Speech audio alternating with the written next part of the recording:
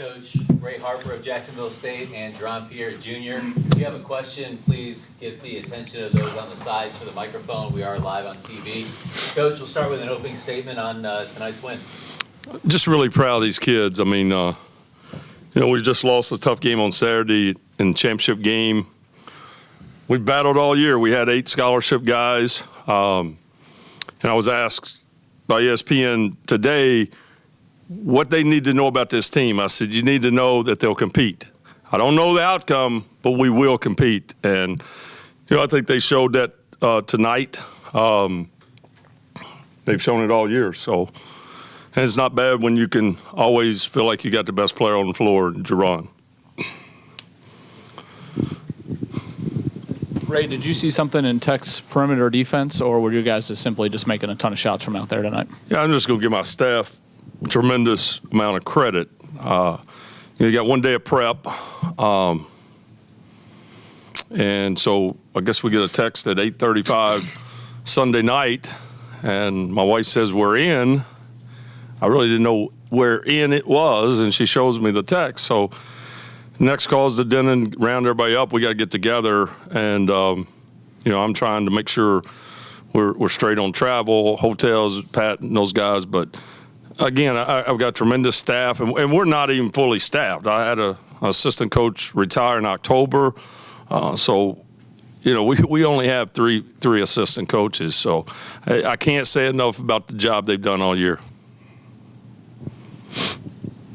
Jaron, just finding out that you guys were in the NIT, just what was that like, kind of knowing that your season wasn't over, and what's the preparation been like these last few days? The preparation been good for us. I mean, it was an opportunity, so we took it. That's what it really was. It was an opportunity for us.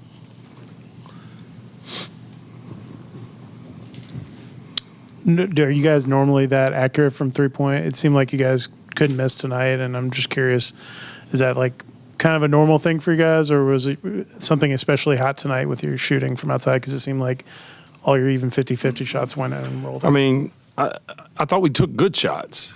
I think that's the biggest thing. And you look, and we've got 20 assists. That when we hit a little bit of a funk late in the year, if you looked at our stat sheets and watched film, our assist numbers were low, and because of it, we were having to take some difficult shots. But tonight, I thought we did a great job getting paint touches. I don't know how many assists Jaron had, 7 assists. I mean, but we had multiple guys. Q had 5, 3 for Corey. I mean, Corey Cotton, I don't think he scored much tonight. How did he have? 6 points?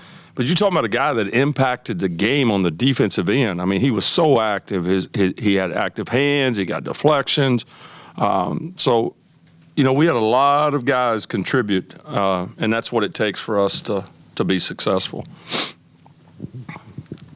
Coach, can you just kind of touch on Jao's impact off the bench and just what he brought, from three-point, and did he help with preparation and coming from an ACC school? Well, I think the biggest thing is, Jao didn't play a lot the last couple games of the year in the tournament. But yesterday, or in practice, I thought he was great. I thought he was vocal. I was like, he's locked in, guys. We need him. And he showed up big for us. Made 4 threes, 4 for 9. He can do that. He's a very good shot fake, get downhill. So it's again, we don't have the luxury of one of those 8 not showing up and being ready. We need everybody.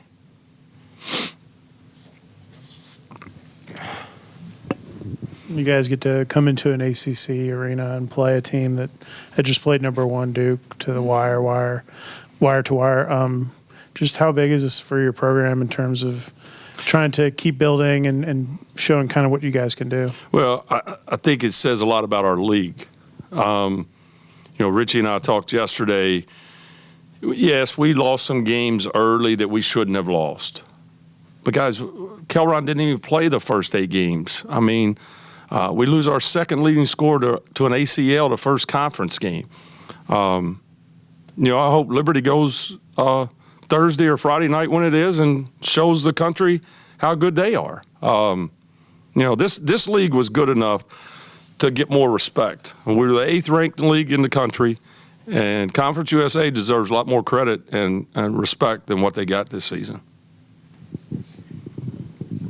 You mentioned it briefly, but the man next to you, 30 points tonight, was playing obviously incredibly, doing what he's kind of done all season long. What was it like to be able to see him do it on stage like this? And you can respond to what was working tonight for you?